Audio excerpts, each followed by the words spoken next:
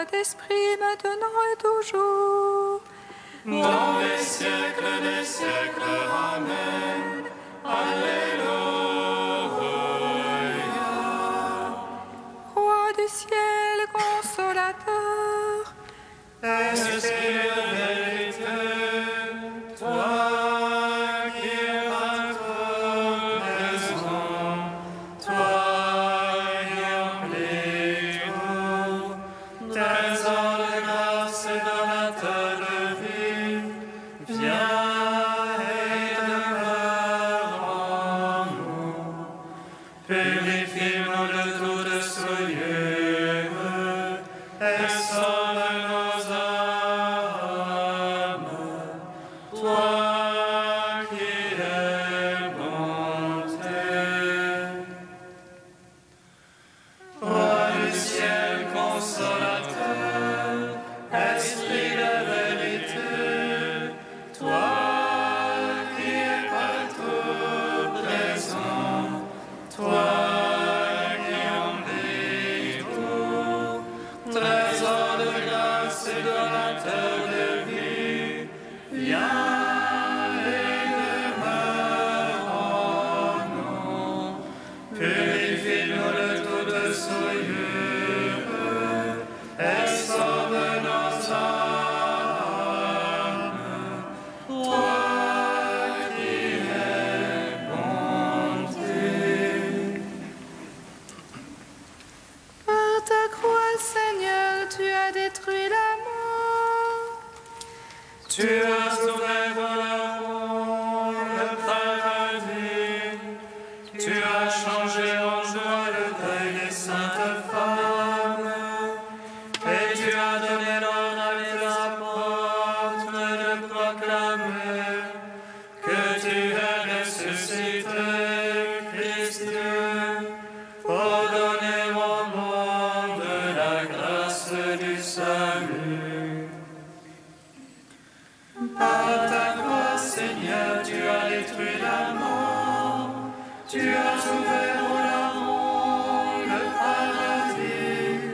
Tu as changé en joie le deuil des saintes femmes. Et tu as donné l'ordre à tes apôtres de proclamer que tu es ressuscité, Christ Dieu, pour donner au monde la grâce du salut.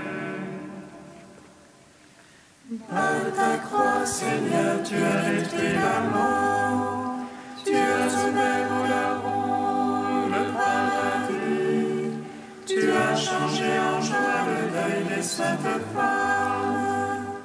Et tu as donné l'ordre à tes apôtres de proclamer que tu es ressuscité, Christ Dieu, pour donner au monde la grâce du salut. Psaume 118, strophe 20. Seigneur, nombreuses sont tes tendresses. Délivre-moi par ta parole. Seigneur, nombreuses sont tes tendresses, délivre-moi par ta parole. Vois ma misère, délivre-moi, car je n'oublie pas ta loi. Plaide ma cause, défends-moi. En ta promesse, vivifie-moi. Il est loin des impies le salut. Ils ne cherchent pas tes volontés. Nombreuses tes tendresses, Seigneur. En tes jugements, vivifie-moi. Nombreux mes persécuteurs, mes oppresseurs. Je n'ai pas fléchi sur ton témoignage. J'ai eu le renégat, ils m'écœurent. Ils n'observent pas ta promesse. Voici, j'aime tes préceptes. En ton amour, vivifie-moi. Révèle le principe de ta parole.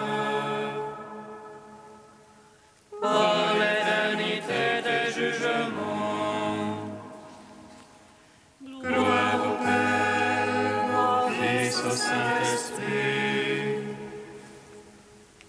Pour les siècles des siècles. Amen.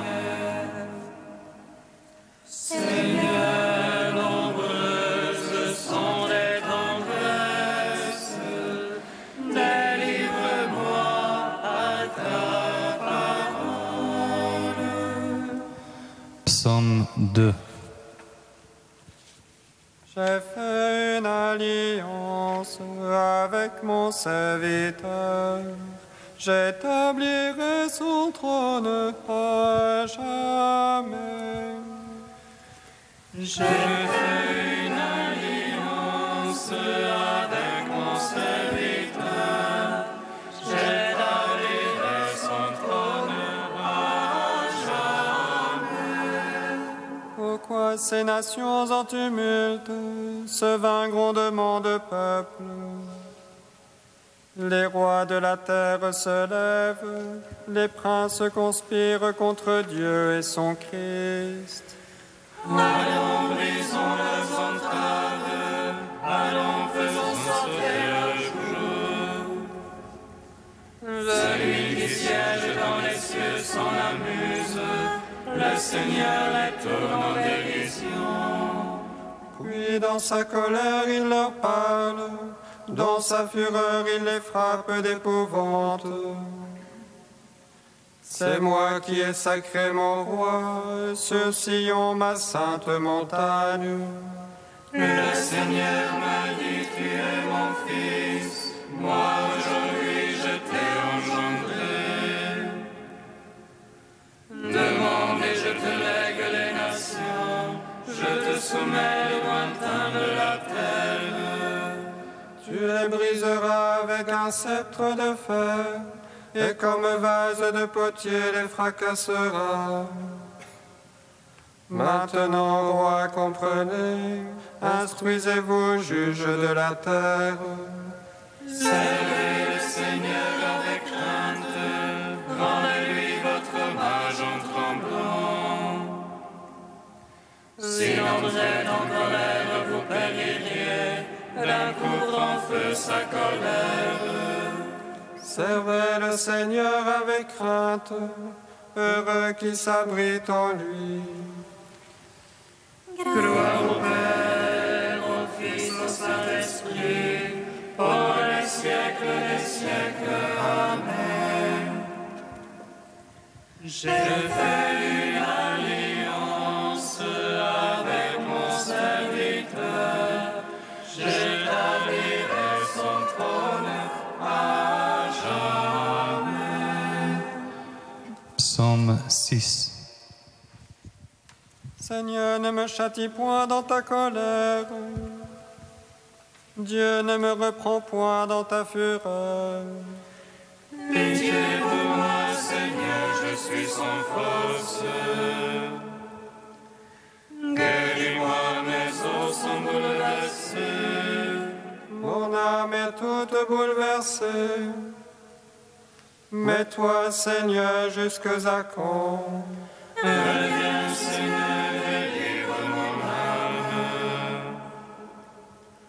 Sauve-moi en raison de ton amour. Car dans l'amour nul souvenir de toi, dans les enfers qui te loueraient, Je me suis épuisé en gémissement. Chaque nuit je baigne ma couche. de mes larmes j'arrose mon lit. Mon œil est rongé de pleurs. Je vieillis entouré d'oppresseurs. Loin de moi tous les malfaisants. Car le Seigneur entend la voix de mes sanglots. Le Seigneur accueillera ma prière. Mes ennemis confondus bouleversés.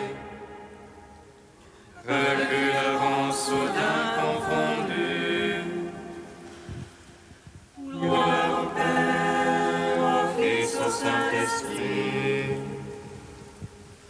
pour les siècles des siècles. Amen.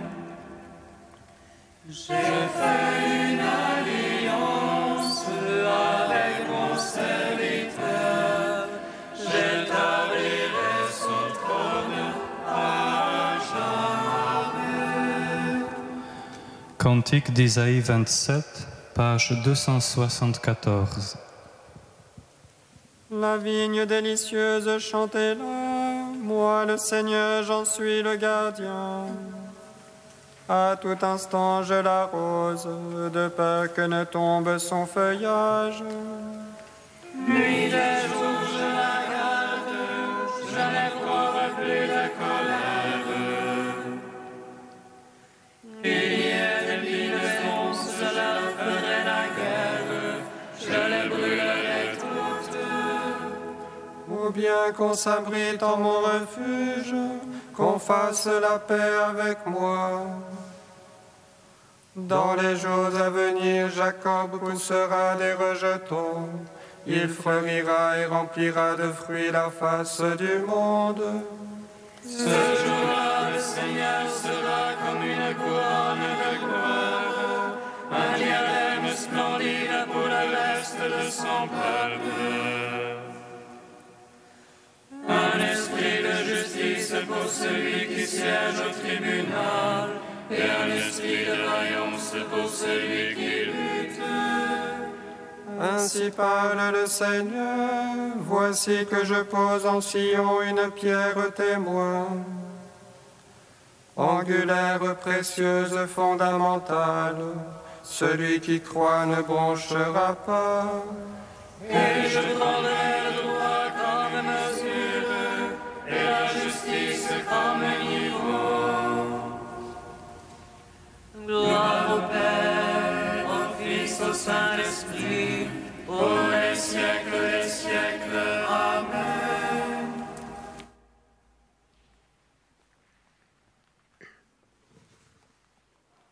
De frère Pierre-Marie, l'émerveillement. L'exemple vient d'en haut. Il surgit dès le premier jour. Avant d'être offert à l'homme en partage, l'émerveillement apparaît en effet comme une réalité divine. Dans le commencement, Dieu déjà contemple, admire, loue l'œuvre de ses mains. Quel exemple et quelle leçon pour nous! Sans même attendre la venue de celui qu'il va façonner à son image, ni la fin harmonieuse de tout son ouvrage de création, Dieu d'emblée s'émerveille. Ainsi la Bible s'ouvre-t-elle sur ce regard lumineux, admiratif, louangeur, plein d'optimisme du Seigneur. Avant même le soir du premier jour, symbolique de la création, à l'instant où surgit la lumière originelle qui va baigner chacun des jours de l'univers, Dieu voit que celle-ci est bonne.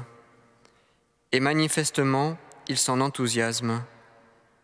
À 6 reprises ensuite, ce qui fera 7 mentions d'émerveillement en tout, devant la terre et la mer, la verdure des herbes, des arbres et des plantes, les luminaires du ciel, les êtres vivants qui nagent dans les eaux ou qui volent sous le ciel, les animaux qui remplissent la terre, et par-dessus tout, l'homme, créé comme sa ressemblance, Dieu contemple et voit combien cela est bel et bon. Et au soir du 6e jour, le récit biblique conclut par un superlatif dont on ne peut que noter l'éloquence. Dieu vit tout ce qu'il avait fait, cela était très bon. La perfection dans la totalité. Comme l'écrit Tertullien, son œuvre étant bonne, Dieu la voit telle qu'elle est, il lui témoigne du respect, il souscrit à sa bonté, son regard s'en émerveille. Il déclare bon ce qu'il a fait bon, afin qu'il soit bien clair que Dieu est tout entier bonté, dans ses paroles comme dans ses œuvres. Et voilà le monde composé d'éléments totalement bons, figure authentique des biens merveilleux qui attendent l'homme, lui pour qui a été préparé tout cet univers.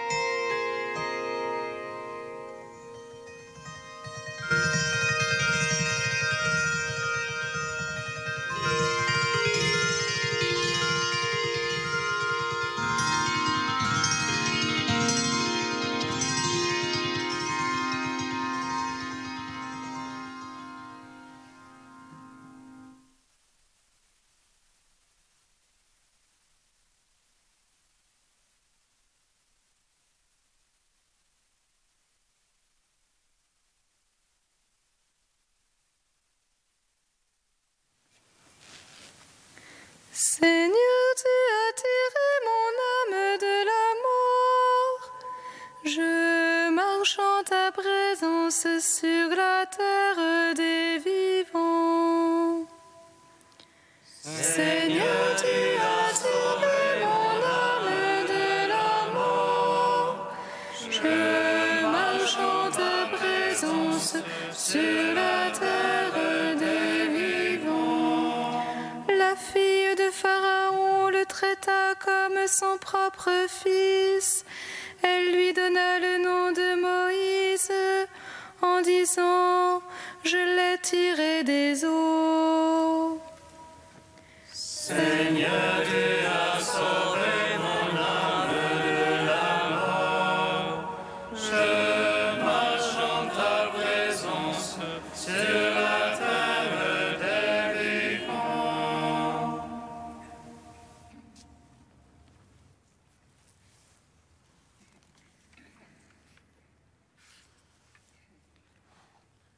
Lecture du livre de l'Exode. En ce jour-là, un homme de la tribu de Lévi avait épousé une femme de la même tribu. Elle devint enceinte et elle enfanta un fils. Voyant qu'il était beau, elle le cacha durant 3 mois. Lorsqu'il lui fut impossible de le tenir caché plus longtemps, elle prit une corbeille de jonc qu'elle enduisit de bitume et de goudron. Elle y plaça l'enfant et déposa la corbeille au bord du Nil, au milieu des roseaux. La sœur de l'enfant se tenait à distance pour voir ce qui allait arriver. La fille de Pharaon descendit au fleuve pour s'y baigner, tandis que ses suivantes se promenaient sur la rive. Elle aperçut la corbeille parmi les roseaux et envoya sa servante pour la prendre. Elle l'ouvrit et elle vit l'enfant. C'était un petit garçon, il pleurait. Elle en eut pitié et dit « C'est un enfant des Hébreux ». La sœur de l'enfant dit alors à la fille de Pharaon « Veux-tu que j'aille te chercher parmi les femmes des Hébreux une nourrice qui pour toi nourrira l'enfant ?» La fille de Pharaon lui répondit « Va ». La jeune fille alla donc chercher la mère de l'enfant. La fille de Pharaon dit à celle-ci « Emmène cet enfant et nourris-le pour moi. C'est moi qui te donnerai ton salaire. » Alors la femme emporta l'enfant et le nourrit. Lorsque l'enfant eut grandi, elle le ramena à la fille de Pharaon, qui le traita comme son propre fils. Elle lui donna le nom de Moïse.